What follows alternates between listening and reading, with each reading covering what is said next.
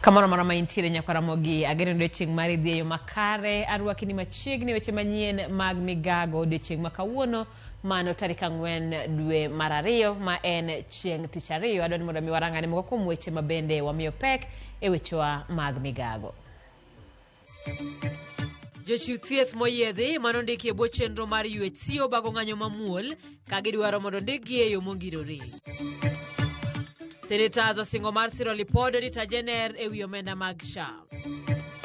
Wakwedo kabisa gima nyotimreno kendo wacho ni ok en gima doyie mondo chako timre kendo kaka sirkal, kendo wakwayo jotend arita ma Kisumu mabenyo wasendiko negi mondo mi okaw hatua. Tend County ma Kisumu ogolo siem ne johala machiro Kibuye e wi tulo mane ochuoye ng'at achiel gi pala.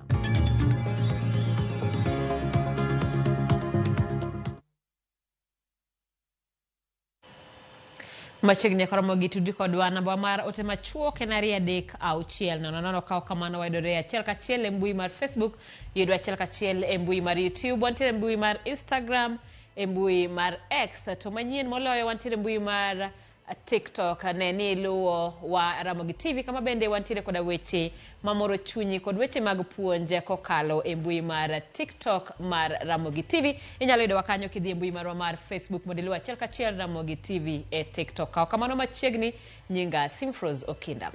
Kawachako ni kaka yo mar yudo duoko mar midhiero mag sir ne pinje Afrika motenore kod yedhe magayo tuoche matama. Jotelo kod joked ne ratich oganda mawuok e pinje mag Afrika obedo kod romo kendo lalore mar yudo duoko mag midhiero mar onge sir moromo kaluwore kod okang' ma piny Amerka nokawo mar ng'wano sir mage oko mar WHO. Jafo marwa Walter Nyambaga nyoni e romono e piny Zambia kendo losonwa lipot makama. Romo makama biro apoya kaluwore kod okang' mokaw kod jatend piny Amerka John Donald Trump moko ni Amerka ong'wel kod sir mage e duol mochung' ne weche mag thieth e piny mangima WHO. Okang' moweyo ka pinje mag Afrika ni kod kibaje ma nyomiyo jotelo jokende ratich oganda to kod jodito mawuok e pinje mag Afrika obedo kod romo e boma maduong' ma Lusaka, Zambia mar manyo yore mabiro siro sekta mar thieth ahinya kapok midhiero mar onge mar sir okelo lal maduong' e Afrika. So we've gathered here as Africans to try and look for solutions that can really rescue our health system. As everyone is aware, there have been withdrawal of funds from various donors, including the United States government, and that has negatively affected the healthcare systems, especially the health services delivery. E pinje mag Afrika koro ijiwo mondo teng yuto maiye margi mondo sir godo sekta mar thieth kendo jiwa put mochung' ne loso yedhe e Afrika mondo med yaro chiro margi kaka yor tego Afrika mondo chung' kien ma onge geno mag kony. Now as Africa we have to rely on ourselves and the solutions they lie within ourselves. Well, we have to look at investing locally. We have to be innovative. We look at how our local resources can help in financing, in supporting our healthcare services. Ni funzo kwetu kwamba katika vipaumbele vyetu lazima swala la afya tuliweke mbele, tena especially afya kwa vijana wanaobalehe. Kwa hiyo hili ni funzo na tunatakiwa tulichukulia hatua kama nchi za Kiafrika tuweke priorities kwenye masuala ya afya. Romo manyoyo jotelo mawuok e pinje mag Afrika kaka Tanzania, Burundi, Rwanda, Kenya, Zambia, DRC e kin mamoko. Jokanyo nyiso luoro ni oganda nyalo wito ngimagi mathoth. Nono duoko makare ok oyudore ni mar thoth mar ji e Afrika odak kaluwore kod sir mag yedhe magayo teko kute mag ayaki e tuo mar aonda makoch mar TB e kin mamoko. Ikiwa tutapata misaada hii ama dawa hizi ni dawa za kupunguza makali ya HIV, vile vile tu hii vaccine ama chanjo ya TB, nitakubaliana na wewe kuwa huenda kukakuwa na vifo vingi mbeleni ama in future. Lakini kabla ya vifo, kwa mtazamo wangu mimi naona ya kwamba kutakuwa na yale maambukizi mapya tena mengi sana, haswa kwa vijana. Kwa hivyo kutakuwa na maambukizi mengi ya virusi vya HIV, vile vile TB, ugonjwa wa kifua kikuu. Romuno bende jiwo pinje mag Afrika mondo oyud yore mag dongo chumi kaluwore ni thoth mar oganda manyotie riwruoge moko mag piny owacho mag Amerka kaka USAID koro dong kod lwetgi nono kafwayo maonge tije. So I'm calling out the government of Africa to take this as a wake-up call and to engage more on domestic resource mobilization to ensure that those people who are out of their jobs can still maintain their jobs, because the works that they were doing had a positive impact on the health of Africans. Walter Nyambaga, Ramogi TV. Kapod wantiere weche mag thieth waduoge pacho kaka mamiche mag jochiw thieth e bwo chenro mar yuech tiyo bago ng'anyo mamuole bwa ma Nairobi ka yudore mondo sirikal ondikgi e yo ma ongirore. Jochiw thieth go mano wuotho kowuok Green Park nyaka pis migawo mar thieth wacho ni gidwaro mondo omenda mane osingnegi mane gitieko rak mokwongo mondo chulgi te ni mar giol kod bendo. Wadwaro mondo mi adhi kachiel mondo mi wane kata wawinj gima timore kaluwore kod ng'anyo makamano kama bende ripota marwa Cynthia Onyango luonwa mar rango weche mag ng'anyo magi lakteche mabende ne okawo kata nochiwnegi orak e kinde midhusi mar corona. Kuom thuolo malach lakteche osebedo katiyo e bwo orak koro gidwa mondo mi ondikgi e yo mongirore. From April of 2026 and May, that these officers were supposed to be transitioned into permanent and pensionable terms. But we have looked at the budget policy of 2025 and 2026. We have not seen any money to absorb them, nor to pay them their gratuity. And that is why they are here, because they are feeling that the ministry has lost them. So they have 3 demands. Number one, they want their salary harmonized with other health workers. And Mheshimiwa, you know, under Employment Act, they say that if you have 2 employees doing work of equal value, but you pay them differently, that is discrimination at the workplace, and our Constitution outlaws it under Article 27. Their second demand is that they can be given permanent and pensionable status. And that is why we have a second level of discrimination, Mheshimiwa, because those under the Ministry of Health, they were absorbed in permanent and pensionable. Lakini wale wa under counties wakaachwa nje. So that is discrimination number 2. Na wote ni watoto wa Kenya. Wote wanatoshana. Wana haki sawa chini ya sheria. The last demand, Mheshimiwa, these people have been working on half pay for 5 years, but even paying them the gratuity to at least appreciate their efforts, they have not been given. Na la mwisho ndio nipatie Mheshimiwa, nikwambie Mheshimiwa, unajua wewe ni mtu wa mashinani.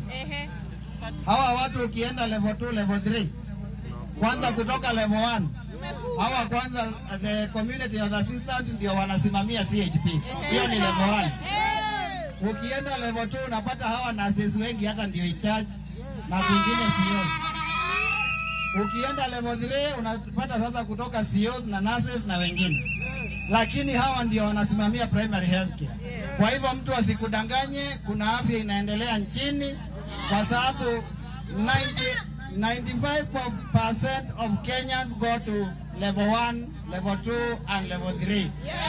And the people who see them are here. And that is why we are here, so that they can be appreciated by the government, wapatie haki yao. Na unakumbuka ile siku kulikuwa na summit kule kwa DP, Waziri Deborah alisema ya kwamba wameabsorb hawa watu into permanent.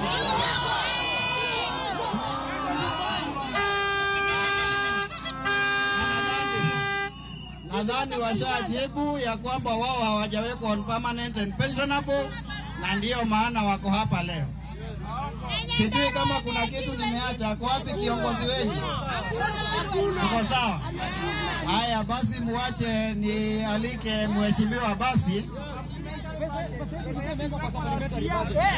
Na wanasema ya kwamba pesa yao ilikuwa kwa supplementary budget, hawajui ilienda wapi.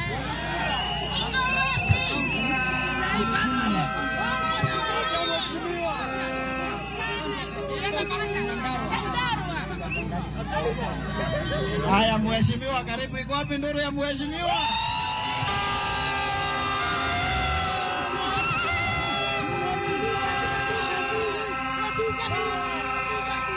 UAT power! UAT power! UAT power! Kwanza mimi wakati nikisimama hapa nimeangalia nikaona ni madaktari wetu, watu wetu ambao wanatupatia services za health. Nikasema mimi siwezi kimbia, mimi sio muoga.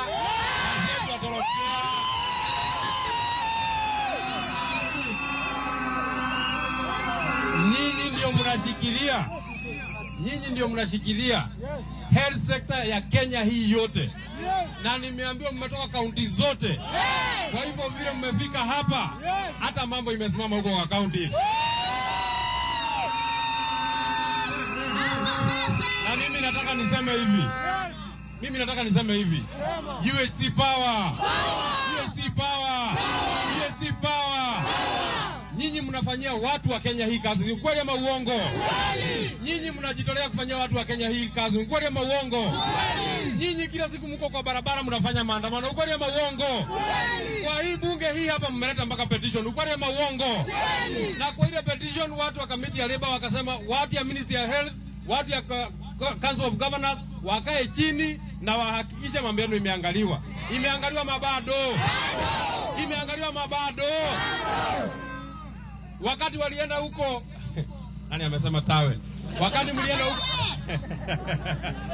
wakati walienda huko ngoja, wakati walienda huko kwa summit huko Karen kwa ofisi ya Deputy President, wakati Deborah aliulizwa, waziri wa health Deborah Baraza, wakati aliulizwa ngoja, wakati aliulizwa alisema watu wa UHC wengi na group kubwa imekuwa absorb, wamekuwa PNP. Ni ukweli ama ni uongo? Ni ukweli ama ni uongo? Deborah alidanganya hakudanganya? Alidanganya hakudanganya? Deborah tawe, Deborah.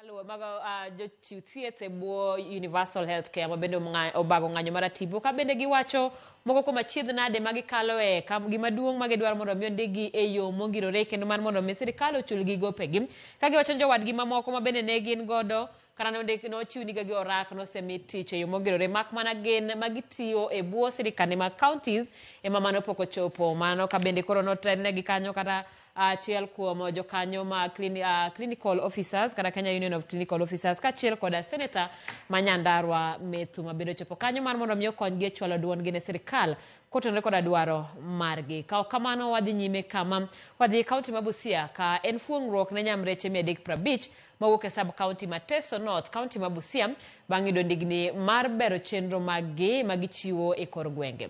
Chenro no mokawo omenda maromo milion 10 time tudruok e kind sirikal county ma Busia kod jochiw sir mawuok e migawo mar World Bicycle Relief and Living Goods. Otieno Daniel Nigiler. Chenro no mageto bero chwalo thieth e gwenge ma Busia ochake sub county ma Teso North kaluwore gi midhiero mag alwora e sub county no ka bende igeno mar biro chwalo chenro makamano e sub county mamoko manie county no. Jochiw thieth e kor gwenge ma kono orwako chenro no gi ilo ka giwacho ni chenro makamano biro miyo tijgi bedo mayot kopim gi kinde mane giwuotho malach ka gichwalo chenro go eko mag thieth ne jopiny. Na kweli sisi pale vijijini sasa hivi tunatambulika, kazi inasonga mbele bila kulala. Kwa hilo na wale wote ambao wanashirikiana na idara ya afya hapa Busia, hatuna budi kuwashukuru.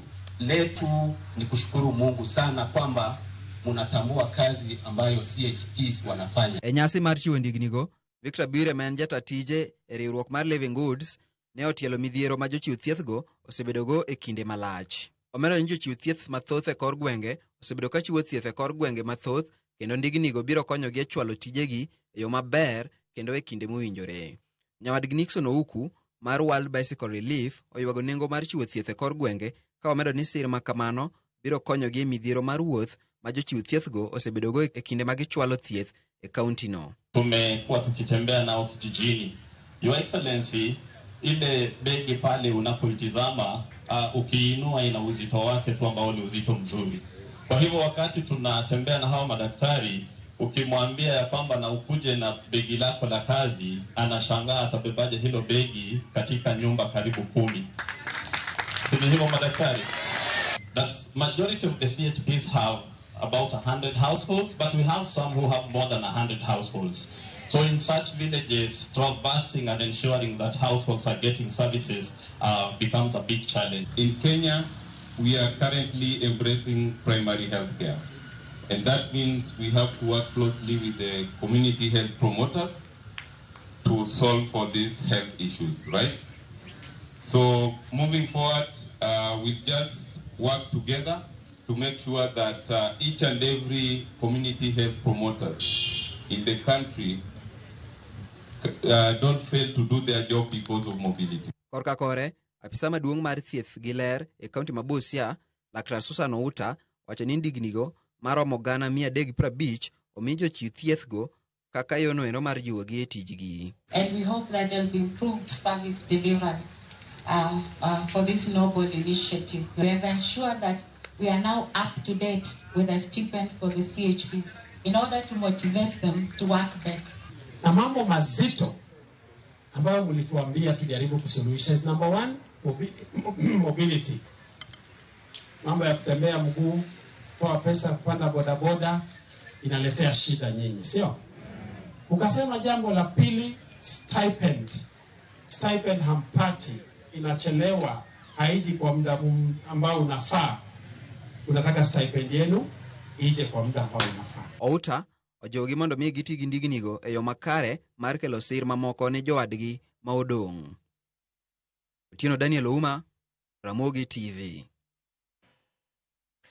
Wadhi nyime kama janon buge mag omenda mag piny owacho Nancy Gathungu ochope komiti mar Senate mar duoko penje wi lipot margi mane oyango ni chike ne ok oluw kaka dwarore nyiewo lai ma itiyogo e siro chenro mag okumba mar thieth mantiere bwo telo mar SHA. Gathungu okone komiti mar Senate ni nyiepo mar lai ma itiyogo e tayo SHA odhi ataro mar chik. Otenegi kod Seneta ma Nairobi Edwin Sifuna, komitino ne dwaro ng'eyo kaponi owinjo chung lai no mitiyo godo e chenro mag SHA. Nyakora mogika wadwani mondo mi Katok mano, wabro dhi achiel kachiel mar mondo mi wawinj gima timore. I have raised issues on uncompetitive procurement because there was utilization of the specially permitted procurement procedures. I have raised issues on the undefined scope of works regarding the installation of the system to the public health facilities because we do not yet have the total number of the health facilities that are targeted. But there's also an amount for training that is also in the public domain. We do not have the numbers because when you're making a budget, you already have a target. It can be a moving target when numbers rise, but at least you have a baseline that we want to train 3,000 people, so we need 7 billion, or we want to train 4,000 people, so we need 10 billion. So I've raised issues on that, and it's in the report. I've raised issues on the payment arrangements, agreements, in terms of the rates that have been charged on the system. I've also raised issues on the unfavorable contract clauses with regard to moving forward. How will we ensure that the system works for Kenyans and is managed by Kenyans? The same issues that I've raised under the e-citizen system.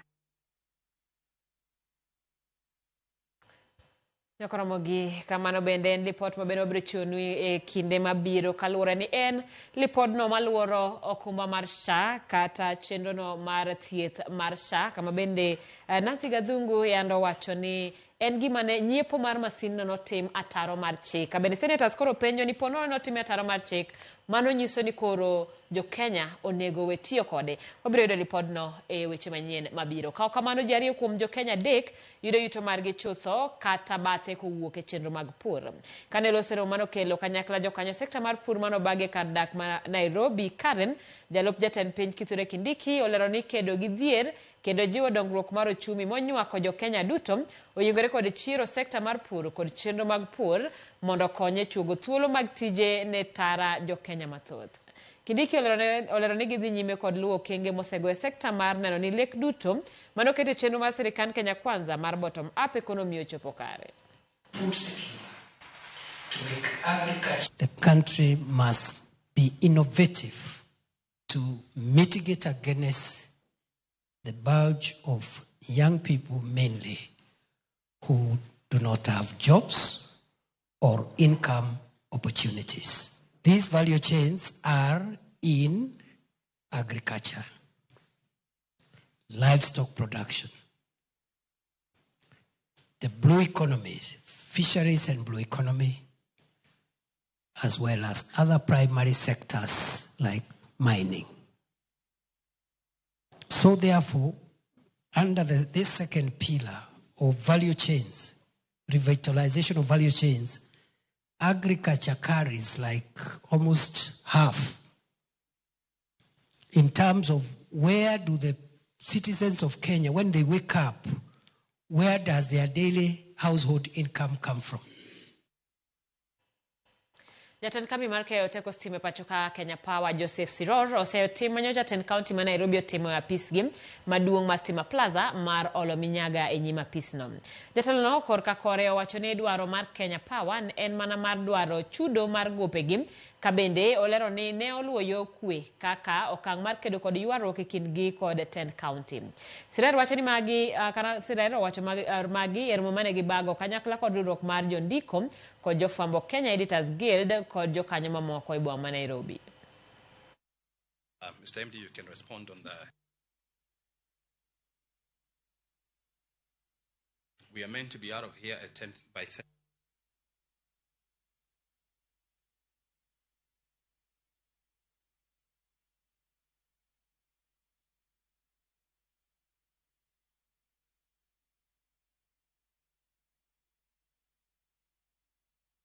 Personally, I think when, of course, the team did what they needed to do, by virtue of the challenges they had in getting a response or getting some payments, of course, they did do disconnect, but non-critical facilities.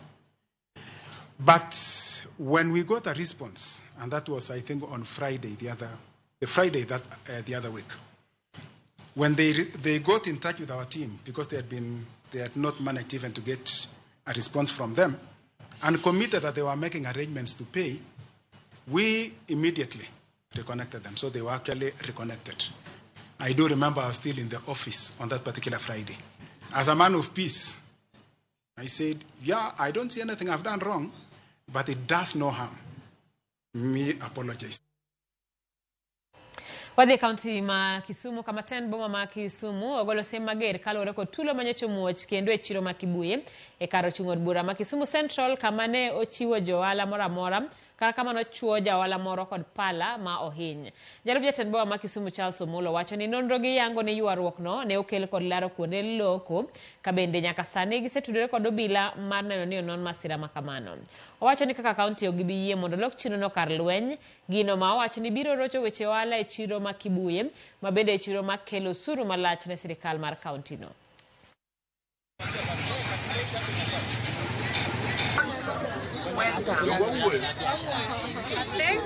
Okapani en wach maber mar mondo mi wayie mondo Kibuye chako chop kan. Kibuye wasago mabor manyocha osebet maber, to jomoko oseketo chunygi mar mondo mi okel koko e chiro mono johala timo ohala maber, kendo mono jo nyiewo bende nyiepo ka gin kod kwe ni ka gin gadier ni kwe nitie chiro mar mondo mi gitime ohala. Koro kuom mano wakwedo kabisa gima ne otimreno, kendo wawacho ni ok en gima doyie mondo chak otimre kendo kaka sirikal, kendo wakwayo jotend arita ma Kisumu mabenyo wasendiko negi mondo mi okaw hatua mar ng'iyo ni kwe machal kamano duoki e chiro kanyo. Management onego timo patgi to county bende timo patgi. Weche mag chiwo kuonde ma jegere stall ok en mar management. Kendo mano tich county mag county oyudo ni gedo kama ok ni gede ka ok obedo approved to onego wagole. Koro gedo motimre ka ok wa approve ok wanyal yie mondo mi odhi mbele kamano. Ywaruok mag siasa kod pod medo jimbore e gwenge ma ugwe ma Kenya motelo ne ik mar mane en jakom mar IEBC Wafula Chebukati. Gavana ma Trans Nzoia George Natembeya okwayo tend okwach kich mondo ne ni kuyo betie kinde ik mar Chebukati michano time dalane mayudore e gwenge mag Kiminini. Jatelo no wacho ni nitie moko kuom jotelo machano tiyo gi iko no e goyo siasa mar athuwe kowacho ni ok odhi yie wach makamano.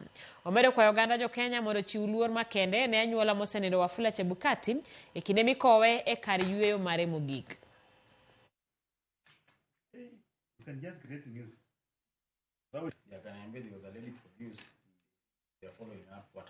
Kuna wale ambao nasikia wanapanga fujo, alafu waseme Natembeya amepanga fujo. Mimi sijawahi kupanga fujo. Hata wale wanakuja kuingia matanga kileta fujo ukiangalia ni wenyewe walikuja kutafuta vijana kuleta. Alafu wanakosana upande wa malipo vijana wanaanza kupigana. Mimi siwezi kupanga fujo ama an officer of the law. But intimidation pia nami siwezi kukubali kukuwa intimidated. At the end of the day sisi wote kuanzia kwa rais mpaka ile mtu wa chini sisi wote ni binadamu tu. Koromogi gikanyo sa biro gdeka prero kod abiriyo okelo wayo mokwongo chenro en mar migago aneno ka otemolo kara mogi TV Aurone hawi maber ne Austin Ochieng gi novela wuor mar Migori ma Felix Odhiambo mar Mikuyu. Ramogi TV an Martin Ochieng lago ka wuok Rueya na Ramogi TV makare kan gi mama na Nyalago jopinyo kwayo no bugi ndara ma buche mondo oket okindiko eyo makano mana holo an Mbewa okang'eyo ni mano apaya mane ma iwuoyo e wiye. Ramogi TV neno malera ahinya junction Koguta migago chopono maber ayie kod chenro mar siro thieth. Ramogi TV neno makare sana neno kare Rapogi Kanyamkago ma otistinga oganyo mar Rapogi. Warm greetings from Kochia by John Ochieng hawi maber mar Ramadhan erokamano ahinya kik idhi mabor pod waduogi weche mamoko.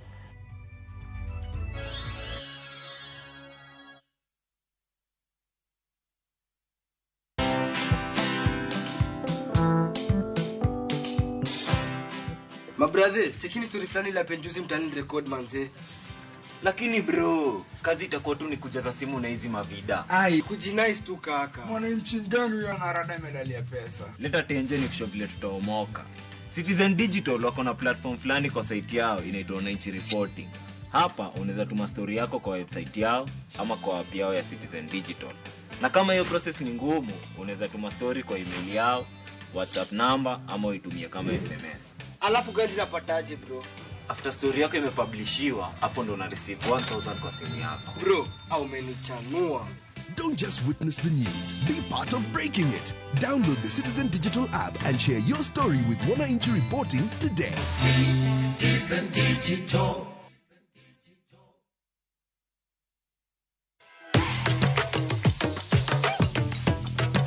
Patapata nilipata kwa besti yangu, alinitumia link kwa WhatsApp, akaniambia jaribu uone kama utaomoka na mbugi. Niliingia nikapata iko na aviator na najua napenda aviator sana, nikaekelea both side, nikatoa cash out ya kwanza ikiwa 8k. Besti yangu akanitatua hapo nje, nikaacha simu hapo. Kurudi ndio nilipata ingine imeenda sana.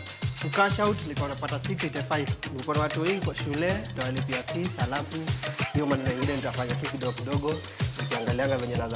Not for persons under the age of 18. Authorized and regulated by BCLB license number 447.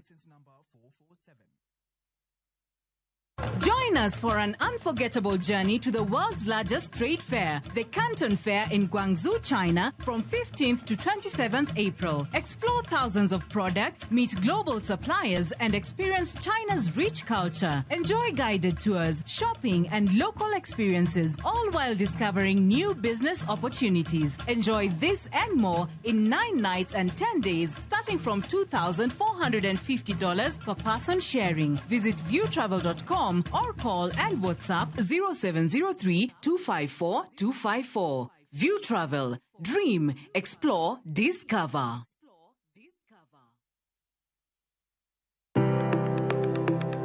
En gima konyo e ngima mapile, to ok en gima ng'ato dwaro e ngimane. Bedo gi ngima maber miyo ng'ato dak e ngima maber. Kapok achopo kama dhi osiptal mamiya yath, ang'o manyalo timo. Riwri gi Ruth Otieno e penj laktar, ka wakelo ni paro mag jolony, paro mag reso ngima ji, kod sigendni majiwo ji. Sickle cell en tuo mawuok kuom jonyuol. Koro ka ji pok okendre, ji onego gidhi e pim mondo ging'e ka gin gi gene mar sickle cell. Kochakore gi lony manyien mag thieth, nyaka e yore mag thieth makonyo. Wan gi gik moko duto madwarore. Ka iwinjo kaka iwuotho to kawira maki wi bari seche te idhi aga osiptal wacho ni anadwani mondo kawuono pima remo. Penj laktar. Wuok tich nyaka tich abich, saa 12 odhiambo. Mana e Ramogi TV.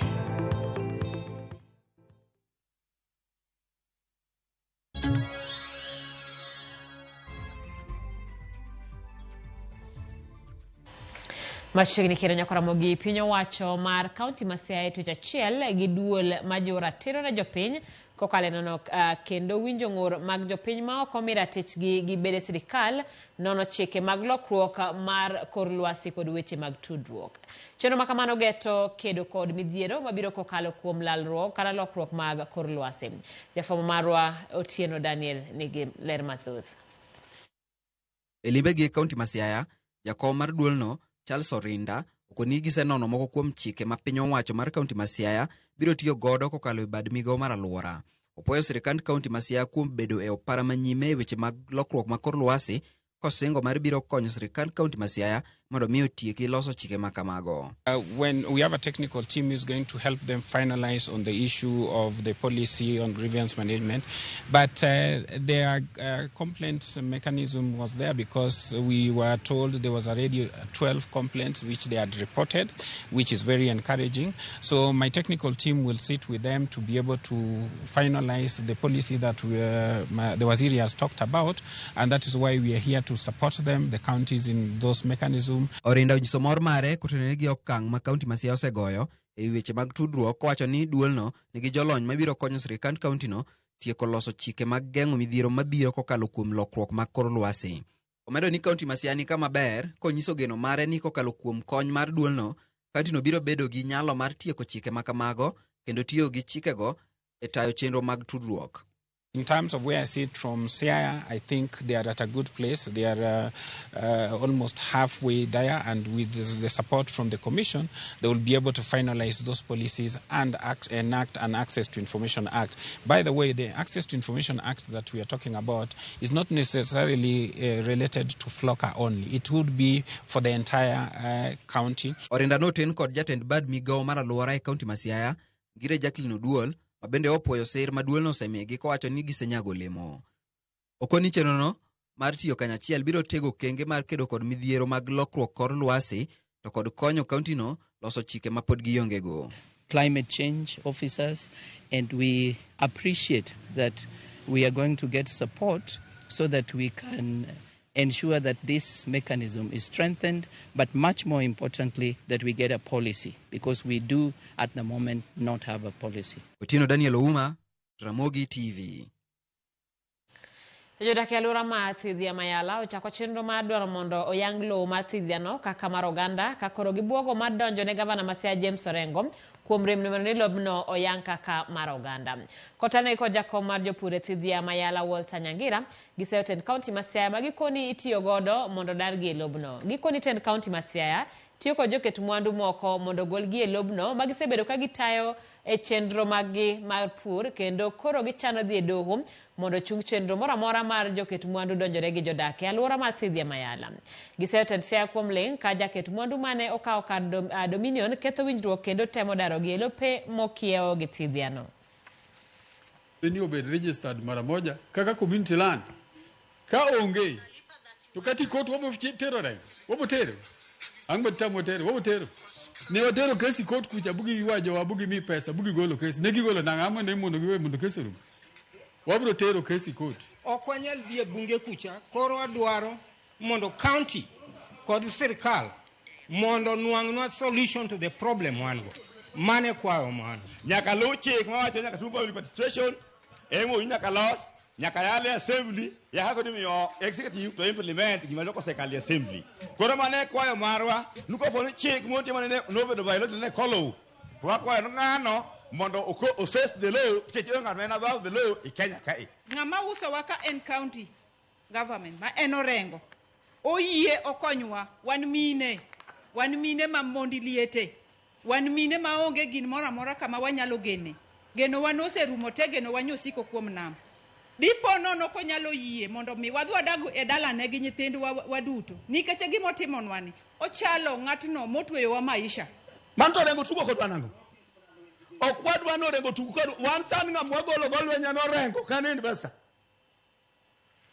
Kopogore gi mano ene jodak ma Mudhini e kaunti ma Machakos ne ochiwo gi buok tok yudo ka oneg chuk dar moro marito ohala e bomano. Ringre ne oyudo oko mar duka mane orito ka duka no to jokwoge ne oturo kendo kwalo mwandu buora. Jodak ma alwora no koro ne to oyango ne jalno ne one ka temo kedo kod jokwoge go. Mae bang'e kano yudo hinyruok mokalo. Jodak go kwayo obila omany joma mahundu go kendo ka onegi okang' mager madhi gayo jowetegi kaluwore gi timbe kata kaluwore ni timbe jore sani omedore e gwenge makono.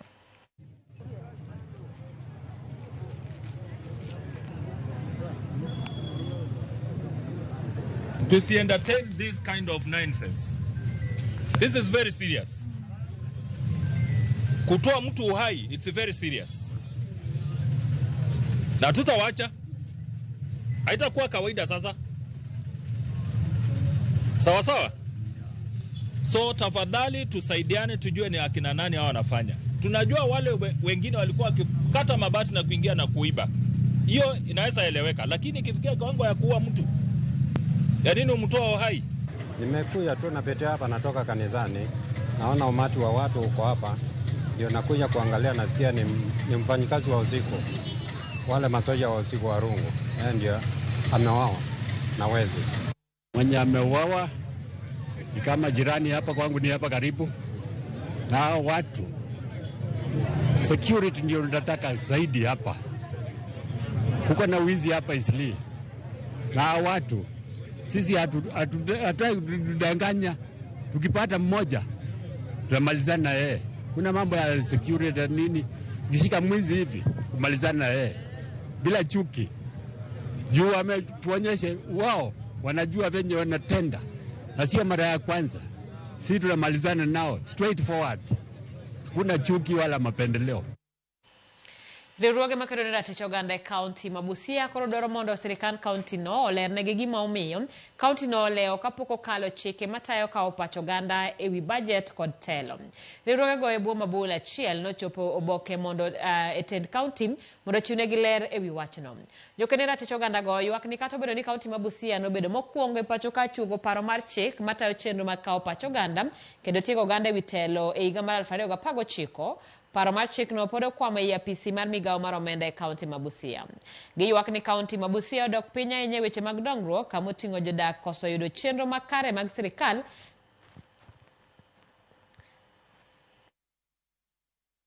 remains.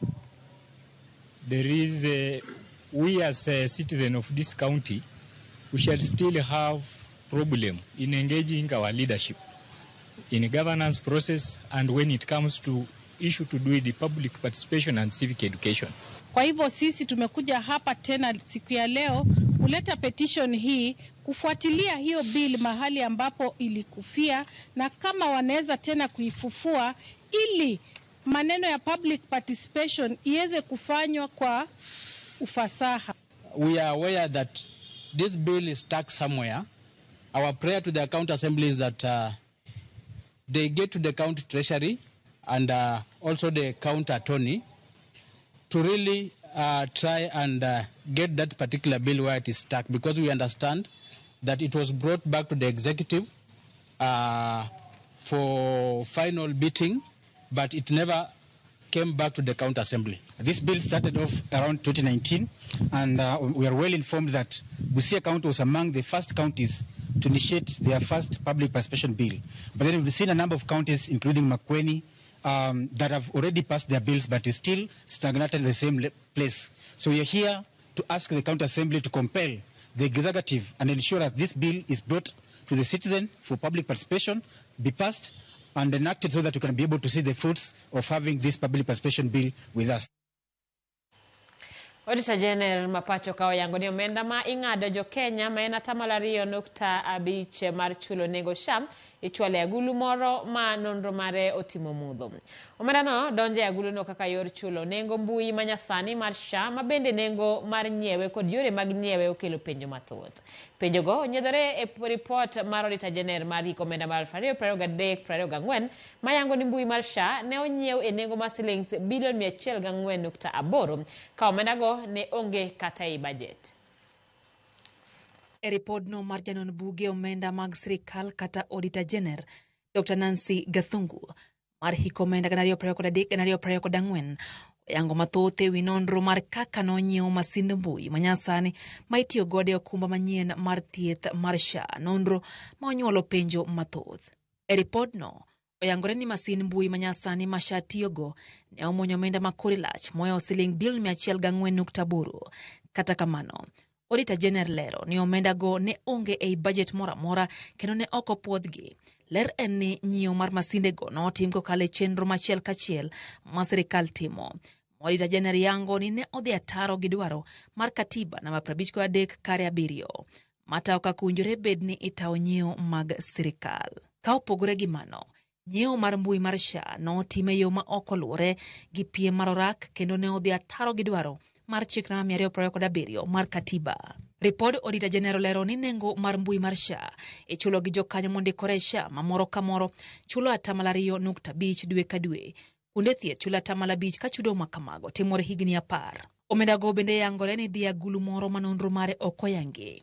E thuolo mar higni 10 go, mbui no dhi mwonyo moho siling bil 111 manyiso ni medruok dhi bedo mar siling bil 7 ka chop giko mar chudo. Manyiso ni jo Kenya dhi bedo ka chulo nengo mwandu magionge godo kod adieri kendo ler bende okomigi. Report no bende onyuolo penjo ewi kaka winjore chwal masinde kata mbui go osiptende duto mag sirikal ne mar onge ler mora ewi kwan duto mag osiptende go. Bende nitiere omenda mar siling bilion 7 mane oketi tenge ne tiego jochiw thieth mondo mi obed gi ng'eyo ewi chenro makamano. Kata kamano, onge ler ma ochiw ni to gin tiegruok machalo nade ma owinjore chiw to ichiwo gi e yo mane. Magi timore ka koro yangore ni kata sirikal onge nyalo mar loko teknolojia no kaluwore gi ridruok mar winjruok mano kete koke gi weg chenro makamano. Twak Kinten County ma Migori kod jotend riwruok mag jochiw thieth e County ma Migori matemo tieko ng'anyo ma jochiw thieth e county no ma ochopo odiechieng' mar 3 korumo ma onge winjruok. Mae biro e kinde ma bende thoth jotuo wuok e osiptende mag piny owacho ka dhi manyo thieth e osiptende mag ji giwegi. Jafwambo mar Juma miyo walerno. E kar sa 12 no ma midhiambo ne walimo osiptal no maduong' ma Migori mar level 4 mar ng'iyo ka chenro mag thieth koro dhi nyime e kinde bende ng'anyo ma jochiw thieth koro chopo odiechieng' mar 3. Kar sa 12 no ma midhiambo en seche ma bende wede kaachiel kod osiepe onego bed ni kodonjo osiptende mar ng'iyo jotuo. Kata kamano, gima ne waneno ne en ataro. Kar mondo wede kaachiel kod osiepe donj mondo ne jotuo giwegi emoriko ne wuok osiptal no maduong' ma Migori level 4 kadhi manyo thieth komachielo. Mae biro nikech ng'anyo ma jochiw thieth mar kaunti ma Migori madwaro mondo koro dwachgi adek ma oting'o miyogi okumba mar thieth maber, medo ndiko jochiw thieth mamoko kaachiel kod ting'o gi malo e ngas mar tich koro ketie tim kod piny wacho mag kaunti ma Migori. We had 3 issues where the number 1 was promotion and redesignation of the staffs. Number 2 was to how the county government was going to handle the shortage of staffs we are facing now. And number 3 was to have comprehensive insurance cover. Mana jotuo matuo kabisa mapod ne odong' e kar thieth maduong' ni ma Migori ka imiyogi thieth kod moko kuom jochiw thieth sanja mayudore e kar thieth ni. Ng'anyo ma jochiw thieth ni mane chak tarik 1 dwe mar adek mar higani osekelo pek ne jotuo ma bende manyo thieth e osiptendego mag piny owacho. Thieth malong'o bedo mana ka daktari embo yude ratiche kaka daktari. Agombo ni kata ka en gima inyalo losi to lose yo moro mapiyo kabisa kendo lose yo moro maber manyalo konyo daktari. Jotuo nitiere osiptal kendo yudo ka moko ok nyalo yudo thieth malong'o nikech mugomo mar daktari. Magi biro kendo bende buche mathoth mar temo kelo winjruok e kind piny owacho ma kaunti ma Migori kod ten jochiw thieth e kaunti ma Migori pok onyuolo lemo.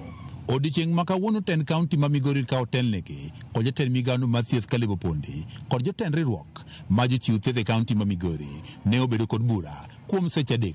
Kata kamano winjruok ne otamore. We also had a series of meetings and as we end today, we've not reached a consensus with the administration. So there are some issues that the Public Service Board are going to consult among themselves, as we also going to consult our members. Jagoro maruok no ma jochiw thieth ma ong'ere kaka clinical officers Maureen Maramba ne wane ten kaunti ma Migori pok ochopo dwaro magi. That the county government of Migori will find amicable solution to this stalemate. Up to date, there is no item which we can say has been fully implemented. Maramba wacho ni gik moko 3 ma gidwarogi gin mago magisewuoyo kod ten kaunti ma Migori kuom kinde malach. Kata kamano pok oketgi e tim. Jotend riwruok ma jochiw thieth e kaunti ma Migori wacho ni ng'anyo margi koro pod dhi nyime nyaka chieng' koro piny owacho ma kaunti ma Migori chop dwaro magi. Jatend migawo mar thieth e kaunti ma Migori Caleb Opondi wacho ni gisetemo go okang' e twak margi ka bende gintie kod adieri ni kinde machiegni gidhi chopo winjruok. Odiochieng' ma kin ten kaunti ma Migori kod jotend riwruokni ma jochiw thieth koro pod dhi nyime kod twak margi. George Juma, Ramogi TV, Migori.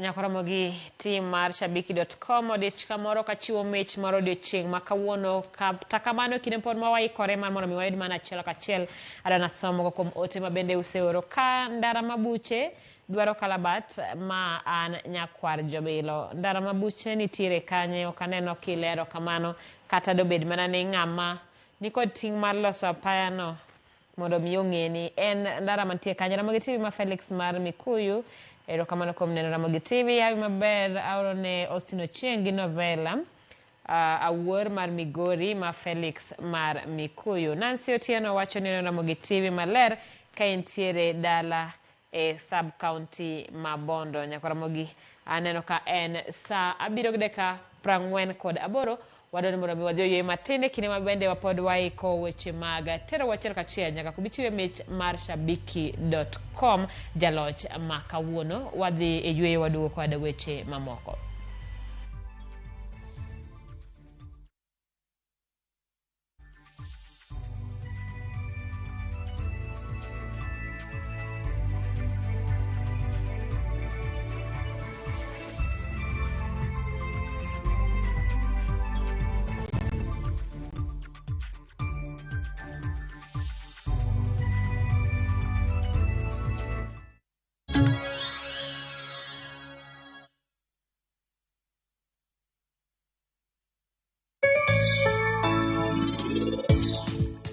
Nyathewa ma Devika ne en mich marwa maduong' to machiegni obo bedo chi dalane.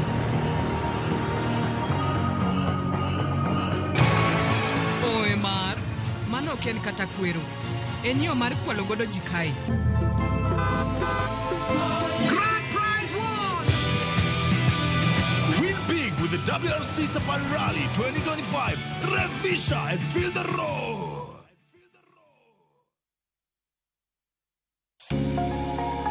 Lwedo chweyo. Koro ka sana watiyo gi lwetwa. Rom gi joma oseloko kit ngimagi kendo giseloko pok margi obedo ohala. Bechgi ni malo nikech kaka yudo materials dhi mang'eny. Duto en wach chwech, pok, tich matek kendo tiyo matek. Tim giri mitimo no kikete chunyi tikete pachi. Mamiyo lek bedo adiera. Poko pogore. Tich Ang'wen, saa 2 okinyi. Kod Sharon Ong'ao. Kik bai.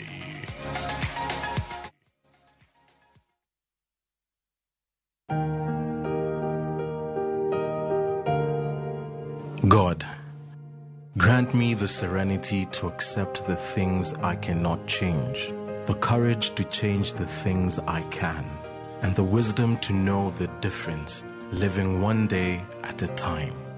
Dial *811 *346# to get Serenity Prayer.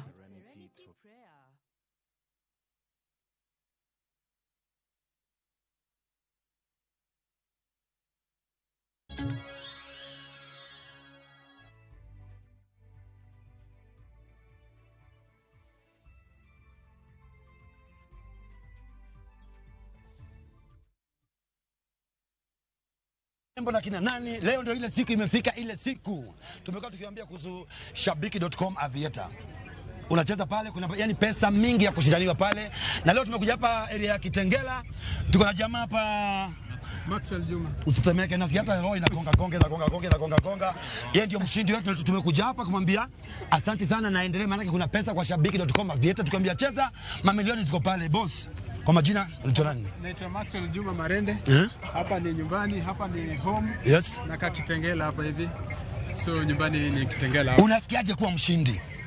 Na feel niko sawa, nasikia niko sawa kabisa. Sikutarajia kama leo naweza fika mahali kama hapa nikutana na ndege. Yes. So mimi nafurahi tu kwa sababu shabiki mlifanya hata nimeona ndege sikia leo karibu sijawahi ona. So nashukuru sana. Sasa ni nini ulifanya ndio pia ungeambia wengine pia wakitaka pia kushinda kwa hiyo shabiki.com Aviator nini wafanye? Wewe ulifanya nini exactly? Okay, mimi nilikuwa na deposit shabiki hapo. Sikuwa na app by the way. Yes. Mimi nilikuwa naingia na Chrome, alafu hapo nikiingia na Chrome na shabiki.com, alafu nikishaingia ndani ya shabiki una register, alafu mimi niliekelea Aviator. Mimi niliweka kwanza 2000. Yes. Alafu ndio nikakuliwa. Ya pili nikaweka 40,000, nikaanza kucheza na shilingi 50. So wakati nilikuwa nacheza na 50 bob, ili nikula pesa iliteremka kweli mpaka nikabaki na kitu kama 21,000 kwa 40,000. Mpaka nikasema wacha hata niwache sasa pale tasimamia, wacha sasa niache sasa penye tasimamia angalau nione kama naweza ni recover zile zangu. Kuacha odi ya kwanza nilitoa kwa 400, nikatoa kwanza nikacash out hiyo 400 kwanza. Unamaanisha 400 400,000? 400, okay, odd ilifika 400. Oh, all right. 400 plus. So nikatolea hapo. Alafu kuangalia kwa leaderboard nikaona mimi namba 3. So nikasema ngoja nijaribu, kumbe ninaweza jaribu na niangukie kwa kitu hapa. Hiyo siku ulishinda, ulilala kweli? Sikulala. So baadaye ndio nikajaribu, nikatolea ingine kwa odi ya 1,057 hapo. Sasa sisi tulikuja kusema asante, umekuwa ukipeperusha hiyo ndege ya Aviator ya shabiki, si ndio? Sasa leo tunakuja sasa wewe mwenyewe pia usikie hiyo utamu ya juu kwa hewa. Ushaipanda tena? Hata kwa ndoto hata sijai. Hata kwa ndoto kota. Alafu baadaye usikumbuka, si tutakubeba tu juu, tunakubeba pia tukupeleke pahali ukule vizuri. Unajua huwezi panda chopa alafu uende kula smocha. Si ndio? Kwa hivyo watu pia wale wako hapa na pia tunawaambia kwa manyumba, ukispot hiyo chopa ya shabiki, uchukue picha yake, utume kwa Facebook ya shabiki. Kuna pesa mingi sana ya kushindaniwa. Kwa hivyo usikae tumekaa pale na uko na simu yako. Ukiona tu pale, chukua picha, kuwa mjanja. Leo tumekuja hapa Kitengela, jamaa kama Maxwell Marende. Leo tumekuja ukiani ukabidhi cheki yako. Wapi makofi kwake?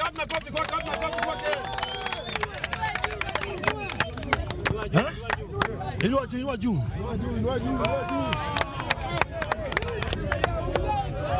Shabiki!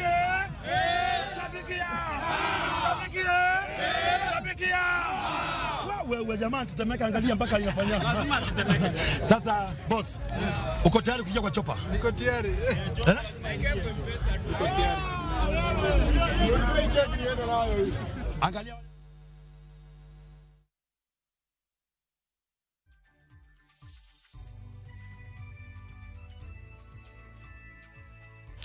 Nyakoromogi mano bende maloro wao chenro wa makawuono mar migago erokamano kuom kawo thuolo mari mar bedo kodwa e chenro ni karutho yie wanende kende weche manyien mag kagi kacha nyinga Simfros Okinda.